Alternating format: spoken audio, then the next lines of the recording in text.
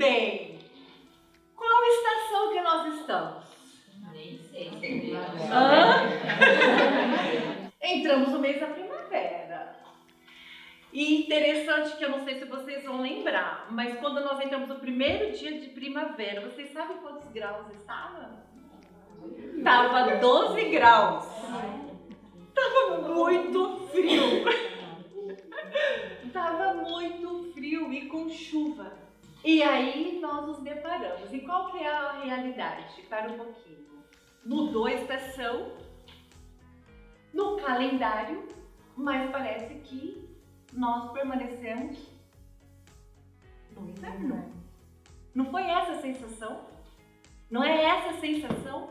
Mudou, mas parece que nós estamos ainda e no mês de julho. Parece que ainda nós não avançamos. E aí nós vamos verificar, e eu gostaria que vocês abrissem a nossa referência que está aí na tagzinha, em Cantares, capítulo 2, versículo 11 e 13. Pois eis que já passou o inverno, a chuva cessou e se foi. Aparecem as flores na terra, já chegou o tempo de cantarem as aves, e a voz da rola ouve-se em nossa terra. A figueira começa a dar os seus primeiros figos, as vides estão em flor e exalam o seu aroma. Levanta-te, amada minha, formosa minha, e vem. Quem está escrevendo esse poema lindo e maravilhoso? Salomão. Salomão está escrevendo esse poema, né? Ele está declarando esse poema, e aqui ele está fazendo um relato, numa comparação das estações. Entre o quê? Inverno, primavera e verão. Então ele está falando sobre as estações, né? E através das duas estações, né?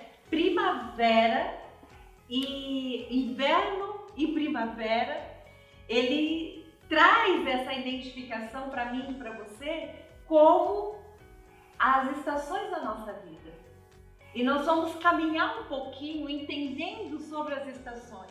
Eu falo assim, Deus é tão lindo, tão maravilhoso, tão perfeito, que Ele faz o quê? Ele traz a criação dele, né? Ele materializa isso na criação dele para as nossas vidas. Quando a gente olha os dias de inverno, geralmente o dia é como? É mais cinzento. A gente fica assim, dura, né? Porque a gente fica com aquela cor meio com frio. O que causa no inverno para nós? A gente fica mais preguiçosa, a gente perde energia, a gente fica um bicho preguiça, fica depressiva. E é tão interessante que quando a gente remete sobre os invernos, né, trazendo para a nossa vida, né, no nosso contexto interno, então a gente está colocando na parte externa. Mas e na parte interna? O que vai acontecendo quando os invernos chegam para nós? A gente olha mais para dentro da gente, talvez. A gente vai ficando, exatamente, a gente vai ficando mais introspectiva. A gente se recolhe, né? A gente se recolhe, né? Eu falo assim, os invernos, ele vai trazendo para nós, assim, as dificuldades que a gente vai enfrentar, muitas vezes sozinho, né? As dificuldades mesmo, as lutas mesmo que a gente vai enfrentar dentro dos invernos da nossa vida, que a gente não vê beleza, a gente não consegue ver sol, a gente só consegue ver o quê? A gente só consegue ver os dias cinza, os invernos internos da gente, a gente não consegue ver brilho, a gente não consegue ter ânimo. Nós ficamos o quê? Desanimadas. Quando esses invernos internos chegam na nossa vida, você quer ficar prostrada, você perde as suas energias, você não tem vontade de você fazer exatamente nada.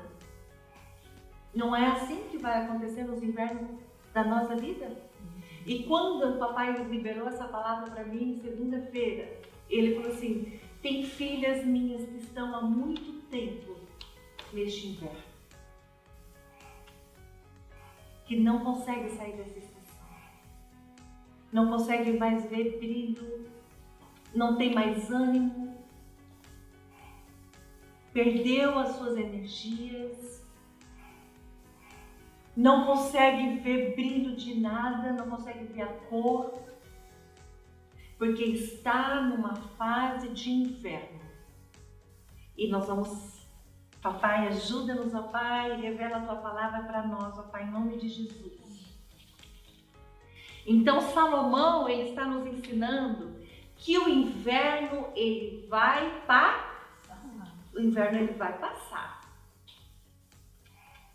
Então, quando nós vamos entendendo como o papai vai fazendo, vai trazendo, ele evidencia, ele materializa aqui na terra o natural, o humano nosso. Primavera, outono, inverno. Na nossa vida também é assim. O inverno que você está passando hoje, ele vai passar. Ele não é um ponto final. Ele não vai durar para sempre. Nós temos outra estação que vai chegar, que é a primavera. Amém, meninas? Amém. E quando nós vamos falar da primavera, e quando chega a primavera, o que a primavera remete para nós? Quando a gente olha a primavera, o que chega para nós? Chega o quê? Cor, vai chegando o quê? Vida. As árvores vão ficando o quê? Floridas. E a gente olha, a gente vai contemplando as cores, uma mais linda do que a outra. E aí essa primavera vai gerando o que para nós? Vai gerando o quê? Energia. Vai trazer um clima gostoso, você já quer sair, você já consegue fazer uma programação, você já consegue interagir com as pessoas, porque o clima já está gostoso. Você já não fica mais assim, a gente já fica mais leve, mais solta. E aí nós vamos ver o quê? Nós vamos ver os pássaros, nós vamos ver o quê? Os animais, nós vamos verificar o quê? A reprodução, as coisas já acontecendo, e a gente já vai vendo já os animais que ficavam lá escondidinhos, a gente já vai vendo sair, a gente já vai escutando os pássaros, a gente já vai vendo a natureza já se revelando. Não é assim? E quando, então, ela vai trazendo essa harmonia, né? A harmonia, a alegria da primavera, ela vai reavivando o quê? Ela vai trazendo vigor. Você sente vontade de fazer as coisas, né? Você tem prazer de você fazer as coisas. Traz ânimo. A primavera vai trazendo isso para nós. E aí nós vamos precisar entender a nossa estação. Então, antes da chegada da primavera, nós temos o inverno.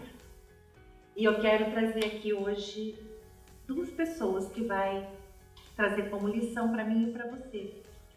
Como que eles aprenderam a lidar no inverno. E nós vamos ter que aprender a nos posicionar e lidar com os invernos da nossa vida. E a primeira pessoa eu quero falar sobre José, que está lá em Gênesis capítulo 37. A gente não vai ler porque ele é um texto bem extenso, mas eu quero trazer alguns pontos da vida de José aqui e depois você pode estar meditando na sua casa com mais profundidade toda a leitura. Mas é sempre, a história dele vai ser a partir de Gênesis 37, tá? Então, quem foi José, né? Quem era José? O José, ele veio de uma família a qual ele tinha vários irmãos e a qual José, ele tinha uma conexão muito direta com Deus. Deus falava com ele através de sonhos. E ele teve um sonho. Qual era o sonho de José? O que Deus revelou para ele? Ele sonhou que estava lá no meio da colheita, dos peixes, é esse sonho ou não? José, ele sonhou que Os ele... peixes ele se levantou e os irmãos... Isso, que os irmãos iriam se prostrar, que ele ia ser o rei, né, que ele ia governar e ia ser o rei. E aí ele chegou e contou esse sonho, né, do que Deus tinha revelado para ele. E automaticamente, o que gerou no coração desses irmãos? Inveja. Tipo assim, como assim? Quem é você achar que a gente vai se render a você? E aí esses irmãos tramaram o quê? Tramaram a morte dele. E o que esses irmãos fizeram então? Ele era o filho mais novo, né? E o pai dele o amava muito. E na verdade esses irmãos tinham uma inveja até do relacionamento dele com o pai. E aí o que acontece? Eles armaram então e que ele tivesse sido comido pelos leões. Primeiramente ele então é jogado ali, como se fosse o fim da vida dele, como se tudo tivesse acabado. Mas ele tinha ouvido o quê? Uma voz de Deus, ele tinha recebido uma palavra de Deus que ele seria um rei. Quando ele é jogado nessa cisterna, né, o primeiro passo que ele foi jogado, e aí o que acontece? No meio do caminho, vem os israelitas passando, um dos irmãos dele ficou até com piedade dele, e um dos irmãos pega e vende ele como escravo. E aí então ele é levado como escravo então para a casa de Potifar. E na casa de Potifar, que era o rei, né? Potifar era o rei, ele vai ser mordomo, ali ele começa a trabalhar e ele começa a ser bem sucedido, e ele começa assim, trabalhar numa liderança ali junto na casa de Potifar. E aí a gente vai entender ali, eu gostaria que vocês abrissem ali em Gênesis 39, do versículo 11 e 20. Ora, certo dia José veio à casa para fazer o seu serviço, e não havia na casa nenhum dos domésticos. A mulher o agarrou pelo manto e voltou a apelar: vem e deita-te comigo. Contudo, ele fugiu da casa apressadamente, deixando o manto preso à mão da mulher. Assim que se deu conta de que, na fuga agonizante de José, ela havia segurado seu manto consigo, a mulher de Potifar chamou seus criados e lhes alegou: vede, meu marido nos trouxe um hebreu para nos insultar. Ele invadiu minha casa e tentou abusar de mim, mas eu gritei. Quando me ouviu gritar por socorro, largou esse manto ao meu lado e fugiu daqui. Ela conservou o manto consigo até que o senhor de José chegasse a casa. Então contou-lhe sua versão da história. Aquele escravo hebreu que nos trouxeste aproximou-se de mim para me insultar. Todavia, quando gritei por socorro, ele largou seu manto ao meu lado e fugiu assustado. Quando o marido ouviu o que lhe relatava sua mulher, eis de que maneira teu escravo agiu para comigo, sua ira se inflamou tremendamente. O senhor de José mandou apanhá-lo e jogá-lo na prisão, onde estavam os prisioneiros do rei. Assim ele ficou na prisão. Até o 20, né? Isso. Gente, quando a gente olha isso daqui, olha que inverno. Parece que nunca ia passar esse inverno na vida de Jesus. E a gente olha esse contexto e a gente vamos trazer isso aqui para mim, para você. Quanta calúnia, quanta mentira, quanta inveja. Primeiramente, começando as invejas com os próprios irmãos de sangue. A ponto de querer ver ele morto. É isso. Mentiras a respeito dele. Ele foi vendido ali de escravo. Ele foi injustamente preso.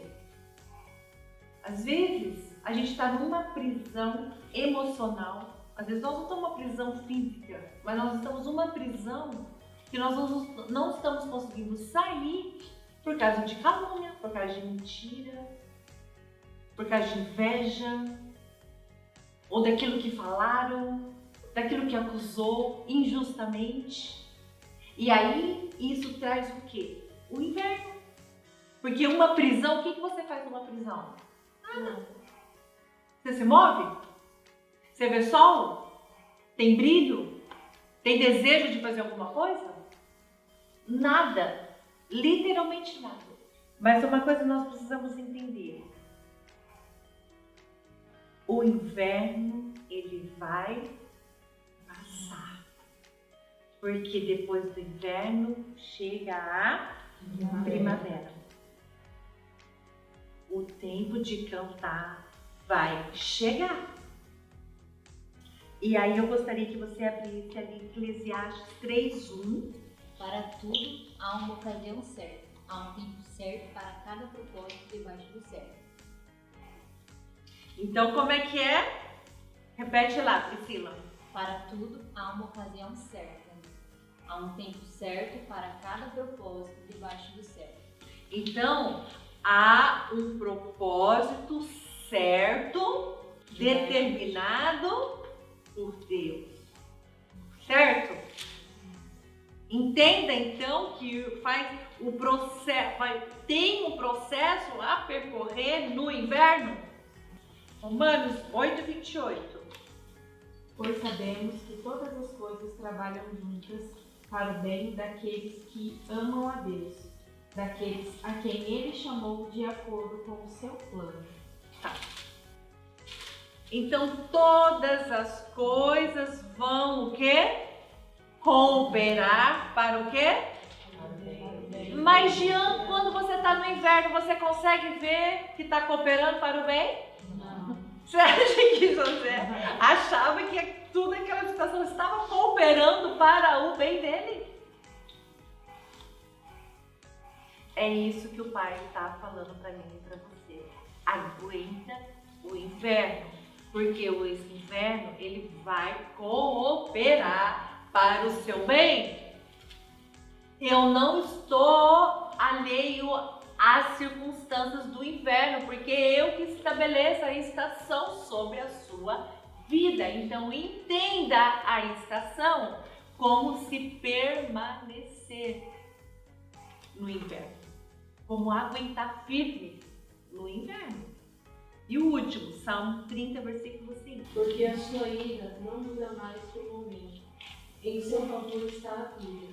O choro pode durar uma noite, mas a alegria vem de novo. Tá. O choro pode durar? Tá. Essa noite, ele não se refere a uma noite, né? Porque um dia para o Senhor é como se fosse 1 ano.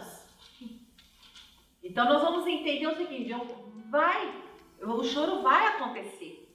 Ele vai chegar, porque no inverno, na opressão, na dificuldade, nos dias tenebrosos, difíceis do inverno, que você quer ser aquecido e você não tem ninguém que vai te aquecer, há uma solidão no inverno, ele fala assim, eu sei que eu estou vendo o teu choro, mas a alegria vai chegar. A primavera vai chegar. Então nós vamos entendendo isso, que o Pai garante isso para mim e para você. Então o inverno na vida de José, ele passou e a primavera chegou na vida de José. E nós vamos ler lá em Gênesis 41, versículo 37 e 44. O conselho de José agradou ao rei e aos seus funcionários. E o rei lhe disse: não poderíamos achar ninguém melhor para dirigir o país do que José, um homem em quem está o Espírito de Deus. Depois virou-se para José e disse: Deus lhe mostrou tudo isso e assim está claro que não há ninguém que tenha mais capacidade e sabedoria que você. Você vai ficar encarregado do meu palácio e todo o meu povo obedecerá às suas ordens. Só eu terei mais autoridade que você, pois eu sou o rei. Neste momento eu ponho como governador de todo o Egito. Então o rei tirou do dedo seu anel sinete e colocou no dedo de José. Em seguida mandou-o vestirem com roupas de linho fino, pôs uma corrente de ouro em seu pescoço. Depois fez com que José subisse no carro reservado para a maior autoridade do Egito, depois do rei, e mandou que seus homens fossem na frente dele gritando: abram o caminho. Assim José foi posto como governador de todo o Egito. O rei disse a José: eu sou o rei, mas sem a sua licença ninguém poderá fazer nada em toda a terra do Egito. Uau! Uau! Olha isso, menina. Aos olhos humanos, teria possibilidade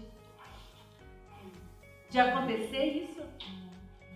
De alguém estava preso, que foi caluniado, que foi injustiçado, chegar numa posição que ele chegou? Aos olhos humanos, não. Mas aos olhos daquele que o prometeu, que é fiel para cumprir, vai acontecer. Então entenda, eu e você, nós temos um plano estabelecido por Deus, desde a eternidade, desde quando nós estávamos no nosso ventre da nossa mãe. E esse plano que o papai estabeleceu para mim e para você, ele vai se cumprir. Entenda isso, creia isso hoje no teu coração. Não abra mão. Não abra mão dessa confiança, de perseverar confiante naquilo que Deus tem para fazer sobre a sua vida. Por mais que as circunstâncias hoje, por esses últimos tempos, tenham falado ou tenham demonstrado ao contrário. Por mais que a gente olhe e fale, meu Deus, mas como que vai acontecer? Não sei, mas eu tenho um Deus que vai pelejar por mim, que Ele vai trabalhar por mim, que Ele vai estar à minha frente. Creia nisso. Não dá para a gente permanecer nesse inverno o tempo todo. Por isso que a palavra, ela é fundamental para nos manter firmes e seguros. Porque depois vocês vão ler com mais calma e tranquilidade todos os capítulos e você vai entender com mais clareza o posicionamento que José foi tendo, que ele não foi cedendo a sua carne, a sua carnalidade, mas ele foi mantendo fiel e com seus olhos fitos em quem? Em Deus. E é isso que o papai chama para mim e para você. Aonde que estão os teus olhos? Você está olhando o quê? A circunstância? Você está olhando o quê? Aquele que falou, aquele que julgou, aquele que apontou, aquele que se levantou contra? Vai perecer. Olha para mim, deixa eu pegar na tua mão e deixa eu caminhar com você, que eu vou te levar para o destino a qual eu determinei para a sua vida. O inverno ele vai fazer parte, mas a primavera vai chegar. Vai ter cântico, você vai cantar, você vai sorrir, você vai se alegrar, você vai contemplar, como você contempla a minha criação, você vai contemplar aquilo que eu vou fazer na sua vida. Essa é a promessa do Pai sobre você e sobre mim. Creia nisso. Essa é a verdade do seu Pai. Nós temos aqui José como prova disso, do que aconteceu, a fidelidade do pai sobre a vida dele. O papai vai fazer. Ele não é um homem para que minta e nem filho do homem para que se arrepende. Se ele prometeu, ele vai cumprir. E a palavra diz assim, ai daquele que se levanta contra um filho meu. Ele tem ciúmes de você. Porque você é menina dos olhos dele. E ele é aquele que vai fazer a justiça por você. Porque quando José teve a oportunidade de acabar com a sua parentela, com os seus irmãos, de falar, vem, vocês vão comer agora aqui, porque o que ele fez? Quando a sua família estava passando fome, chega até ao Egito, eles tiveram que se submeter a quem? A José. E naquela hora, ele não estava com a carta na manga de falar assim, agora vocês vão comer no prato aqui, no meu prato? Ele não fez isso. Ele olhou para os irmãos, olhou para o pai e falou assim, foi tudo propósito de Deus para me chegar aqui. Ele reconheceu isso. Ele não atacou e falou assim, aí tá vendo? Agora aqui, ó. Não. Ele reconheceu o quê? Que todas as coisas cooperou para ele chegar onde ele chegou. Fez parte do plano de Deus. O inverno faz parte do plano de Deus sobre a tua vida e sobre a minha vida. E aí nós vamos caminhar para um outro exemplo aqui, como ele lidou com o inverno. Davi. É apaixonante, Davi, né? Ai, Jesus, como eu amo o livro de Davi. 1 Samuel 16. Depois eu só vou dar um panorama aqui, tá? Rapidamente. Quando chega o sacerdote para ungí-lo, ele também tinha os irmãos. O pai, seu pai, Jessé, o sacerdote pergunta se estavam todos os filhos. Primeiramente o pai fala que estava e na verdade não estava. Davi estava faltando, ele estava no campo cuidando das ovelhas. E aí o sacerdote olha e fala assim, não, mas não é esse, não é esse, não é esse. Aí acho que não teve como, né? Aí o pai dele falou, não, tem mais um. E manda chamar Davi. E aí quando Davi chega, e aí ele fala assim, é esse daqui que eu vou ungir e ele vai ser o rei de Israel. Ele tinha 17 anos quando ele foi ungido. Mas ele foi ungido, mas ele já não foi para a missão. Ele volta para o campo, ele volta para cuidar das ovelhas. E aos olhos dos irmãos, tipo assim, que é esse Davi? Ele pensa que é. Para quem que ele pensa, Jesus amado? Amados, quantas vezes a gente olha e às vezes a gente tem a reação, mas quem que a pessoa pensa que é essa pessoa? Olha o jeito da criança. Você acha que vai dar bom? Ai! Os irmãos, eles eram fortes, eles eram valentes, eles manuseavam as espadas. E Davi cuidava das ovelhas. Quem que vai ser? E aí começa o enredo, então, e começa aí a história de Davi. Quando Davi foi ungido, Saul ainda estava no trono de Israel e não demorou para ele perceber que Deus havia tirado dele a unção e dado a Davi. E Saul então ficou enciumado e pelo menos 2 vezes tentou matar a Davi com a sua lança. E a gente vai ver que ele foi perseguido. Porque Saul não queria perder o seu reinado.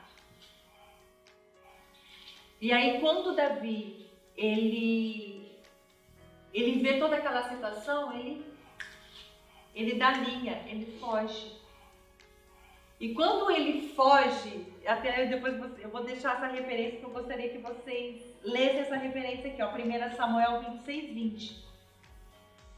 Daí foge para a caverna de Adulão e todo tipo de pessoas desprezadas, rejeitados, fracassados, marginalizados se uniram a Davi. Um time bem...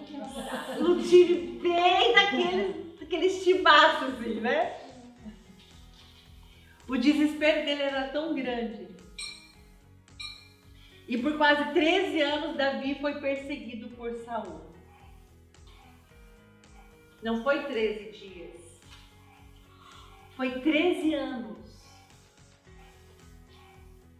E quando, dentro da guerra, Saul morre, os filhos morrem, vem então, chega ao reinado de Davi, Davi chega para reinar, ele já estava com 30 anos. A idade dele. Ele foi ungido aos 17 anos. O inverno foi longo na vida dele. Mas a primavera chegou na vida dele. Quem que escreveu os Salmos? A maior parte foi Davi que escreveu.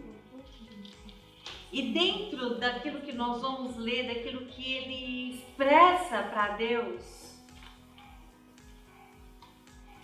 era os momentos mais difíceis que Davi passava, e a gente vai ver aqui nesses relatos o que ele fala para Deus. O que ele abre o seu coração para Deus. Vamos ler lá? 23, 1. O Senhor é meu pastor e nada me faltará. 37, 1. Não se aborreça por causa dos maus, nem tenha inveja daqueles que praticam o mal. Porém, confie em Deus, Senhor, e faça o bem, e assim more com toda a segurança na terra prometida. Que a felicidade esteja no Senhor e Ele dará aquilo que seu coração deseja. Uau! Aleluia! Salmo 27, 3 e 5. Se contra mim acampa um exército, meu coração não teme. Se contra mim ferve o combate, mesmo então tenho confiança. Uma só coisa pedi ao Senhor, só isto desejo: poder morar na casa do Senhor todos os dias da minha vida, poder gozar da suavidade do Senhor e contemplar seu santuário. Ele me dá abrigo na sua tenda no dia da desgraça, esconde-me em sua morada sob os rochedos, me eleva. E o último, Salmo 121, versículo 1 e 2. Eleva os olhos para os montes, de onde me virá o socorro? O meu socorro vem do Senhor, que fez o céu e a terra. Então, todos esses anos, tudo o que Davi passou, o que manteve ele? O que fez ele manter persistente no inverno da vida dele? Ele suportou. Por quê? Porque ele tinha um relacionamento íntimo com Deus. Ele tinha confiança. Ele sabia em quem ele poderia confiar. Ele sabia quem era Deus na vida dele. Ele sabia para quem olhar no meio da adversidade, para quem esperar, quem era o socorro dele, quem era o abrigo dele, aonde que estava a força dele. Ele soube entender isso, que estava somente em Deus. A carne dele grita, porque todos os salmos a gente vê latentemente um desespero da alma. Mas o espírito dele mantinha o quê? Fixo, firmado, seguro, confiante, perseverante, firme. É isso. Ele tinha esse relacionamento com o Pai. Por isso que ele suportou os dias de inverno na vida dele. E aí nós vamos ver que a oportunidade também, que Davi ele teve 3 oportunidades de matar Saul. Mas ele mesmo, podendo destruir seu inimigo, ele não fez isso. Pois ele diz consigo mesmo: longe de mim tocar o ungido do Senhor. Davi também teve a oportunidade, por 3 vezes, de matar o inimigo, de matar Saul, aquele que o afrontava, aquele que o procurava. Mas ele falou assim: ai de mim de tocar no ungido de Deus. Então nós precisamos entender que a nossa justiça não estará o quê? Nas nossas mãos. Não é quando a gente fala assim: uau, cheguei, uau, Deus fez, uau, papai operou e agora eu tô por cima. Agora eu sou a bambambam. Agora chegou minha vez. Agora eu quero ver agora. Ninguém me segura. Eu cheguei porque o meu pai me fez chegar. Aconteceu porque Deus esteve comigo. Por quê? Porque Deus operou o milagre, porque Deus fez, porque Ele me livrou, porque Ele foi à minha frente, porque Ele conduziu. Mas nós temos um senso de justiça que grita dentro de nós, que é o quê? A vingança. E aqui, os invernos, os 2 entenderam que era propósito de Deus. Aí nós vamos ver, para terminar, Davi, 2 Samuel, capítulo 5, versículo 4. Davi tinha 30 anos de idade quando começou a reinar e reinou durante 40 anos. Então ele estava com qual idade? Ele estava com 30 anos. Ele reinou durante 40 anos. E ele foi considerado um dos maiores reis. E aqui a gente vai ver justamente isso, né? O inverno passou. A primavera chegou na vida de Davi. Deus cumpriu o propósito da vida de Davi. Foi o reinado mais próspero que ocorreu em Israel. Foi o reinado de Davi. Então nós precisamos entender isso, amada. É no inverno que nós vamos crescer. É no inverno que Deus vai nos aperfeiçoar. É no inverno que nós vamos ser alinhadas. É no inverno que nós vamos aprender a depender. É no inverno que nós vamos aprender a confiar. É no inverno que o papai vai nos moldar. O inverno da sua vida e da minha vida não é para nos matar. Não é para nos sucumbir. Não é para trazer para nós como se o propósito fosse abortar o nosso destino. Vai parecer, vai dar essa aparência, como está acontecendo hoje conosco. A primavera chegou no calendário, mas nós estamos sentindo o inverno presente. Parece que está real. Parece que não saímos do passado, parece que estamos estagnadas. Parece que não vamos caminhar, não vai acontecer, não vamos sair do lugar. Dá essa sensação. Mas Ele está nos preparando para a nossa próxima estação. E qual é a nossa próxima estação? Primavera. A primavera vai chegar. Então creia que o inverno é só uma preparação. Deus te preparando. Você vai ouvir os cântaros dos pássaros. Você vai contemplar as cores novamente. Você vai sentir a leveza. Você vai sentir o desejo de você ir, de você realizar, de você fazer, de você ter gozo, de você ter satisfação. Vai chegar. Esse novo tempo vai ser um tempo de alegria. Você pode falar isso para você? Eu vou viver a minha primavera. Eu só estou num processo de preparação, porque o meu pai está me preparando. Mas ele está me preparando. Está fazendo parte do processo. Mas eu vou cantar, eu vou me alegrar, eu vou contemplar, eu vou ver beleza, eu vou ver satisfação.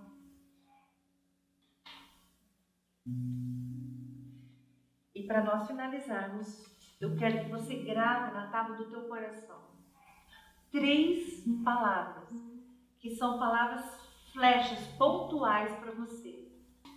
Isaías capítulo 60, versículo 1. Levanta-te e resplandece, porque tua luz é chegada, e a glória do Senhor amanhece sobre ti. Porque já vem a tua luz, e a glória do Senhor vai nascer sobre ti. Uau, aleluia! Deus seja louvado. Isaías 40, versículo 31. Mas os que esperam no Senhor renovam as suas forças. Sobem como asas, como águias. Correm e não se cansam. Caminham e não se fatigam. Uau, amém? Toma posse dessa palavra. Toma posse dessa palavra. Quem renova as tuas forças nesta noite? Aleluia. E Salmos 30, versículo 5. A sua ira dura só um momento, mas a sua bondade é para a vida toda. O choro pode durar a noite inteira, mas de manhã vem a alegria. Aleluia. Amém?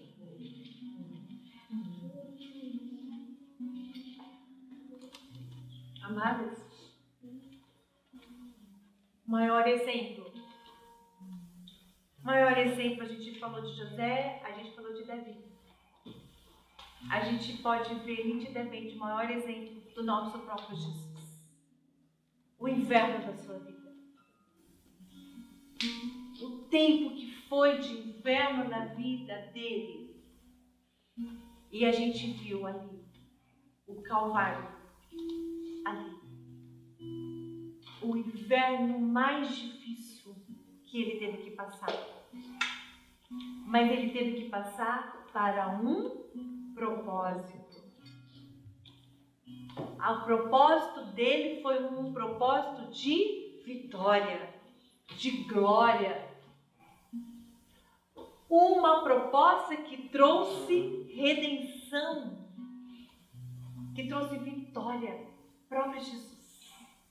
Mas a trajetória foi um inverno muito longo. Mas veio a vitória. Chegou a primavera. Ele venceu a morte. Trouxe vitória. E é isso que o Pai faz. E que você coloque agora o seu coração no Pai. Naquilo que está inverno, daquilo que você olha e fala assim, isso daqui eu só vejo cinza. Eu não consigo ver e contemplar. Eu não consigo ver chegar a primavera nessa situação. Mas entenda. Você não precisa enxergar. Você precisa crer que vai passar essa estação. E esse inverno nessa situação está servindo para um aprendizado que Deus está moldando é você nessa situação, não é o outro. Pode ser que você está olhando, pode ser que sejam circunstâncias com outras pessoas, mas Deus está trabalhando em você nessa situação, a maneira que você vai passar nessa situação. Não foi escolha de José. Ele não desejou que os irmãos o odiassem. Ele desejou isso? Ele fez alguma coisa? Ele não fez nada. Simplesmente eles odiaram. Quantas vezes acontece isso? Tipo, mas eu não fiz isso para merecer isso. Mas muitas vezes vai acontecer isso. Não fizemos nada, mas simplesmente a circunstância não é favorável.